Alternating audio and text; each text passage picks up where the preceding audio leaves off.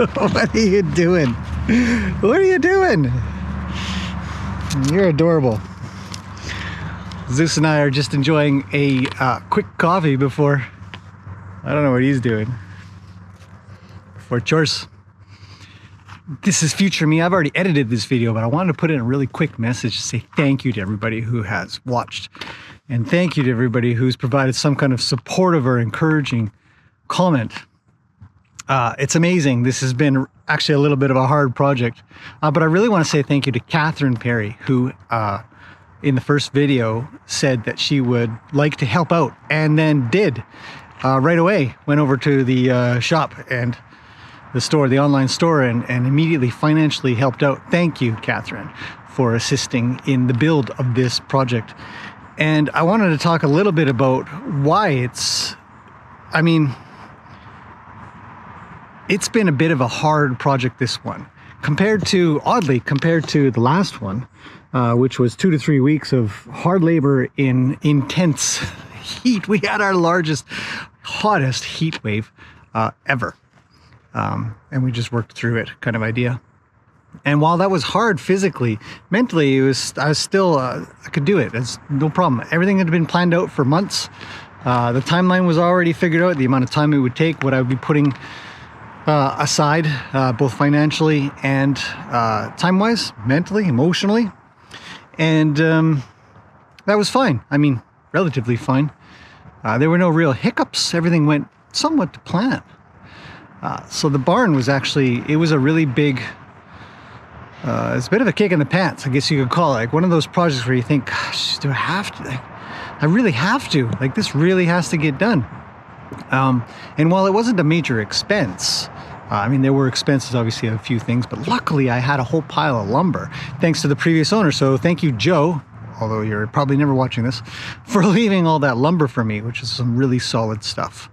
It made for some great walls, and they should be up for a while. And so this barn project, while done now, and we can kind of breathe a big sigh of relief, as a couple of people put it, when you're done, it's going to be so. But I just kind of think, gosh, if I could just have doing the back stuff 2 to 3 weeks meant that a whole pile of other stuff, like, as some people have noted, gardening, have not been really getting done. There are weeds everywhere, at least a little bit. I mean, it kind of looks good, but this is untidy. And it's one of those things where you just kind of go and do it, but it takes some energy, not after working on big projects. So, for the multitude of reasons of, one, the extra expense, the extra time taken, and taking me away from all other things that I had mentally planned on doing. Working with the horses much more. This barn project was oddly more tiring than the last, and it's just been absolutely fantastic that you guys are here watching, providing lovely, supportive, encouraging comments, and Catherine for sending over some money to do the barn. It's done. So without further ado, I'm going to let you guys go and watch that. Thank you for listening to me. I feel like I have so many more things that I'd like to say, and I might just make a video just about that. Thoughts from me about this stuff. But we've got possible hay problems coming our way. I just read in the news that there are grasshoppers eating all the grass over in the prairies, where we might get some of our other hay from. Look at this girl. It's like, what are you talking about? Come over here and scratch me. Soon. So drought, grasshoppers, fire, fuel costs. Yeah, so thank you. And thanks to Rick for picking up a couple of hats. I just saw you picked up a white one and a khaki one. I appreciate that. From my understanding, I think you're down in Texas, Florida. I can't remember now. Anyways, thank you very much. And anybody else that wants to pick up a hat or something like that, we do actually have a shop, which also got done within the same amount of time from the last week or so. I rebuilt the entire website. I don't know how often people go there, but anyways, it's all brand new built, and it'll be continued to be updated and lots of new stuff put on there as well. So that's it, and I'll see you guys in the next video. So hopefully you enjoyed this last part of building the barn. It is done. The alfalfa is in. We're gonna go grab some more because there's some more space. It's amazing. It's a big, huge space. I'm very happy, genuinely happy this is done. I can finally, hopefully, nothing else, just knock on some wood maybe, will go wrong, and we can get back to day-to-day stuff. All right, that's it. Good morning, everybody, if it's morning for you. It is for me. It's early. We've got horses all over the place. Doing pretty good. So today's busy day. It's part 4. Welcome back if you're watching this whole series. If not, I'll link to the first part. I'm trying to figure out how to get some more space for hay storage due to some concerns that there might be a bit of a shortfall of hay this year or next year. And there's why do you lie down in your poo-poos? You could poo anywhere else. A strange horse. A little bit strange. Squirrel arguing out there. Okay, let's take a look at what we're doing. In part 3, I did a lot of time lapses because there was a lot to do. And it's a little dark in here. Let's turn the lights on. Click. There we go. Okay. I did a lot of time lapses because there's lots to do. I didn't really explain what I was doing and why I was doing it. And I thought maybe I would spend a couple of minutes doing that. So these walls are built in little sections because I've only got little wood. Generally, it's also easier to put up smaller sections of wall, especially if you're on your own. So no big deal. The pieces that I build are then screwed together from both sides for more rigidity, essentially to try to make it one post. The other thing that I was doing that you may have noticed was all of these have rebar sticking out. The rebar is to help the concrete sort of stick to the previous concrete. But we don't need all of them for the purpose of holding the wall onto the concrete. I like the idea of using rebar to hold the walls on. So you drill some holes and poke them through, and then the wall won't move sideways off of the pony wall. But I don't need all of them, so I would cut some off and I would leave essentially the ends. So for this wall, where it's doubled up right here, I've got one here, which I'd calculated out in the beginning of where I would need these things, and one there.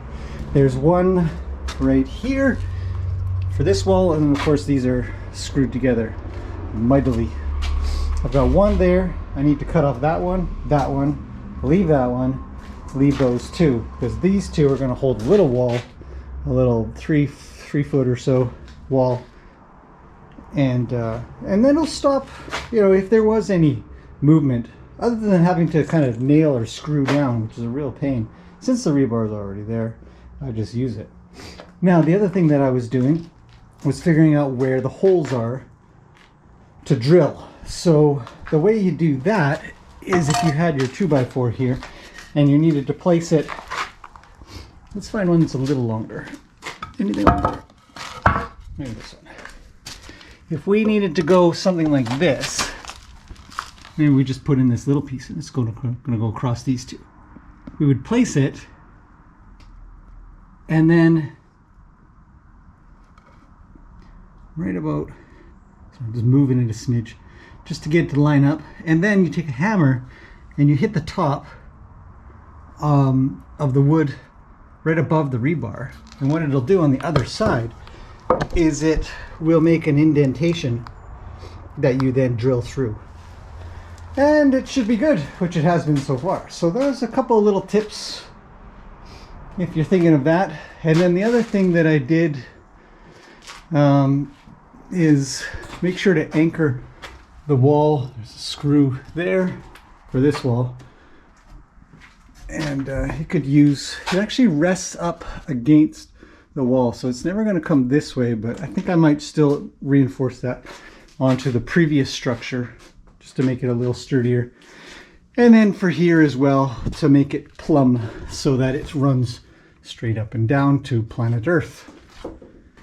And that's kind of my little itty bitty tips and tricks things we're doing. Today we're going to finish this wall, and I'm going to get some poly, which is plastic sheeting, and we're just going to put a nice layer on the inside here, and then we can finally bring in all the alfalfa, which is fantastic. Okay, so let's get on with it. I also brought down all of my my lumber that I need for here because I'd run out yesterday, as I said, and now we've got enough, just enough to finish off the rest of this. So let's go. So here I've just set my two holes, as I was talking about, and so it leaves a little indentation that looks like that, and the other one is right there. So then I'll just grab a drill, which is here, and keeping this off the concrete because the drill bit will go all the way through, and place the bit there and start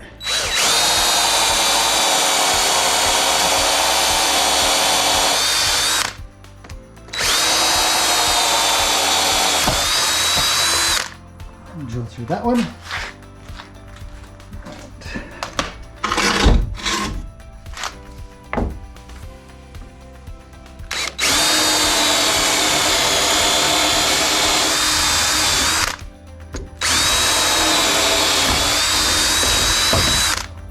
Drill through that one, and then I'll put you guys down for a second, and we can see, flip this over.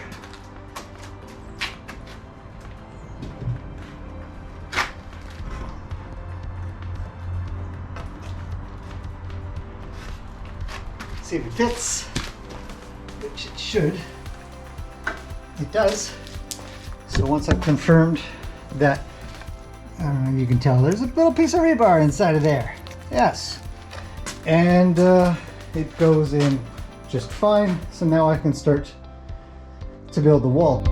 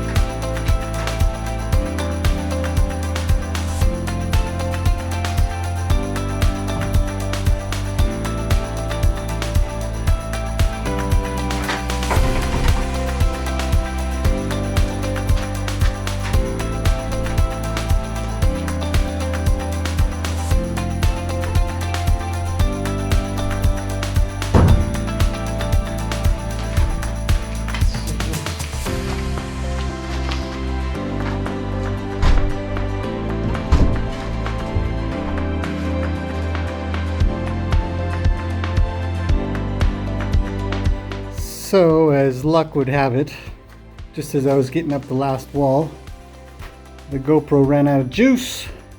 We're done. Next up is poly, to get it sort of enclosed in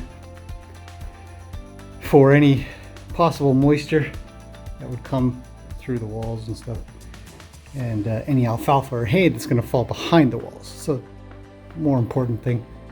And yeah, sooner or later we'll create some doors and whatnot, but this is complete. It's time to do a little cleanup, and then we can finally bring the alfalfa in. This job is almost done. This went okay. It's a little wonky on that wall. I think that wall sort of draws in a little bit, so this corner is slightly not square, but the rest of it's good. It's all holding up well, connected up. Looks a lot different than it used to. This is a brand new space. Quite happy with this. All right, let's continue on, and I'll be back for a final conclusion in a little bit.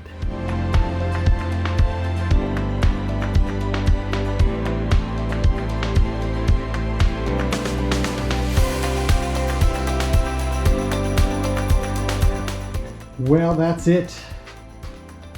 I know some people think I know what I'm doing. But there's cases where it's like, what happened here? I didn't get that quite into the corner. Lesson learned. Do your corners before you tack the rest. Didn't get that corner quite right either. I don't know if you've ever seen one of these suckers. This is a framing stapler, I think it's called. And essentially you just smash it like this. I'll put in a couple of staples here. It's a little noisy, but and the staple comes out like that. Very, very, very handy for doing stuff like this, where you don't have to hold a stapler in your hand. Just do that. And puts out a staple. I think I missed a couple here. So essentially I just want to make sure that it's, you know, reasonably well sealed off. What's Luke doing? Luke, what are you doing? This is not much. And now we can bring in alfalfa, essentially. I gotta find some pallets and wood to put on the ground. If we can help it, we don't want to put long-term hay straight onto cement. Again, it's a condensation thing, and it's good to have air go underneath your hay if you can. So that's it. Okay, moving on. What do you think, buddy? He says, that stuff smells good. Nobody else is paying attention. Just you.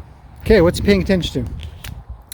Well, with everything done in here now, we've got some pallets and some wood to keep the hay off of the cement. It's kind of makeshift, but it's going to do. This is the material we're bringing in. Just a bunch of alfalfa. And as you can see, it's pretty loosely packed. So it's a little sketchy, but whatever. So we got to get this into there, and it's just one bale after another. So now that everything has been done, finally it can go. So let's do that.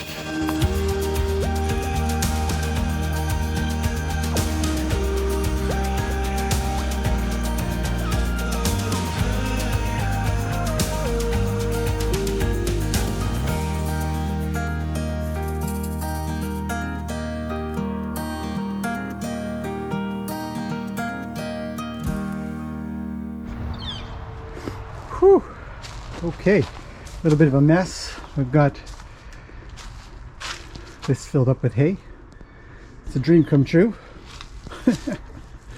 Now, this alfalfa was a little cheap, but it doesn't mean that I'm going to accept stuff that isn't going to, you know, the horses aren't going to, if they're going to get sick off of it, then we're not feeding.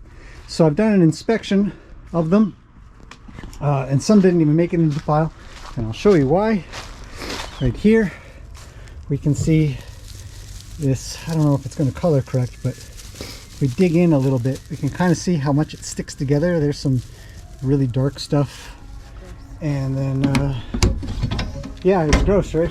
And then right here, this is a sure sign of mold because it's gray. And then if we look inside here, it's even worse. So a lot of times if a bale is really hard, you know, it's really tough, and you know that it's not supposed to be tough, it's because it's molded up. All this stuff compressed in like this is weird. It means it got baled when it was wet. There's another dark spot there. That's just a bad one. And so each one of these is going to go back. There's 19 of them, unfortunately. So we need a replacement for 19. We need to go in the pool. We need to go in the pool. We desperately need to go in the pool. Luke's been waiting for snacks this whole time. But this is done. Part 4 of the barn rebuild is now finally complete. And we've got the alfalfa off the ground a little bit. Should get a little bit of air, at least. Moisture shouldn't wake up. But most of it is quite green. It's actually it's quite good stuff. I'm impressed. So you can call the guy up, get it figured out, and then We'll fill up the rest in here, and then we should have enough space to actually get a little bit more of maybe something else. Okay, that's it for now. Thanks for watching, everybody. We'll see you in the next one.